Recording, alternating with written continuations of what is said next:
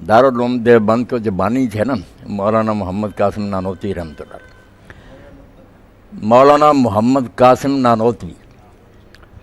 تو یہ دہلی میں ایک انگریزی دور میں نا جلسہ ہوا تھا، میلہ خدا شناسی، سارے مذاہب کے لوگ اکٹھے ہوئے تھے اور عقلی دلائل سے ثابت کرنا تھا کہ ہمارا مذہب برحق ہے، کتابی دلیل نہیں دینی تھی، عقل سے۔ تو مولانا نے اس موقع پر جو تقریر کی نا، یہ سوال بھی پھر سامنے آیا کہ انسان کس لیے؟ تو مولانا نے بہت اچھے انداز سے یہ بات سمجھائی کہ آپ سب لوگ اہل دانش ہیں، غور کر لیں کہ دنیا کی سب چیزیں جو ہیں نا، ان کی انسان کو ضرورت ہے، یہ انسان کے لیے۔ ایک چیز بھی اگر نہ ہو ہمیں پتہ یا نہیں، مگر ایک پرزہ بھی نہ ہو تو اس کی روزی کا، زندہ رہنے کا سامان نہیں، یہ ان سب چیزوں کا ضرورت مند ہے۔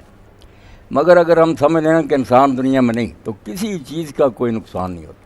سورج چلتا رہے گا، پھل پکتے ہیں، انسان جو ہے یہ سب چیزیں اس کے لیے ضروری ہیں، مگر انسان ان چیزوں میں سے کسی کی ضرورت نہیں۔ اس کو اگر سمجھنا ہے ہی نہیں دنیا میں، درندے پرندے کسی کا کچھ نہیں بگڑتا۔ تو اب انہوں نے کہا کہ جب ہم دیکھتے ہیں کہ انسان سب سے اعلیٰ ہے، اس کو عقل ملی ہے، ارادہ ہے، اپنی مرضی سے کائنات پر حکومت کر رہا ہے، مگر ہے اتنا فضول کہ دنیا کی ہر شے جو ہے اس کی اس کو ضرورت ہے، اس کی ضرورت نہ ہوا کو ہے، نہ پانی کو ہے، نہ جان کسی کو نہیں۔ اب کہتے ہیں اتنی اعلیٰ چیز ہے اور اتنی فضول نہیں ہو سکتی۔ تو نتیجہ کیا نکلا پھر وہ ما خلقت الجن والانس، کہ اگر یہ اللہ کے کام کا بھی نہیں، یہ مخلوق جتنی اس کے کام کا تو ہے ہی نہیں، اب اگر یہ اللہ کے کام کا بھی نہیں تو پھر یہ اشرف المخلوقات اور اتنا اعلیٰ کیسے ہو سکتا؟ یعنی اس عقلی دلیل سے سمجھایا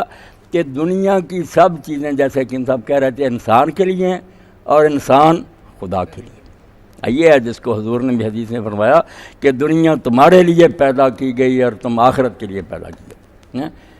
یہ ہے بات۔ ورنہ اگر انسان کے لیے یہ چیز ختم کر دی ہے تو اس سے زیادہ فضول اور نکمی شخص دنیا میں ہے ہی کوئی نہیں، کسی کے کام کا نہیں۔ وہ تقریر پڑھنی تھی، تقریر جو ہے نا حجت الاسلام پڑھنے کے قابل۔ تو واقعی اتنا اشرف اور اعلیٰ ہوتے ہوئے اگر اللہ کے کام کا بھی نہیں، بندگی نہیں کرنی، اللہ کی مرضی کے مطابق دنیا کا انتظام کر کے نہیں دکھانا، تو پھر اس کے پیدا ہونے کی کوئی غایت ہی نہیں، کوئی غرض نہیں۔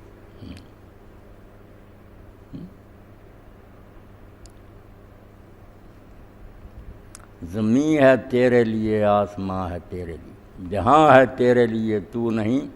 جہاں کی۔ یہ جب اس فانی دنیا کا خادم بن جاتا ہے نا تو اپنے اصل منصب سے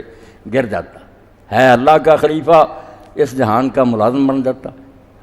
پیدا تو ہوا کہ ان پر حکومت کرے، اللہ کی مرضی کے مطابق دنیا کا نظام چلا کر دکھائے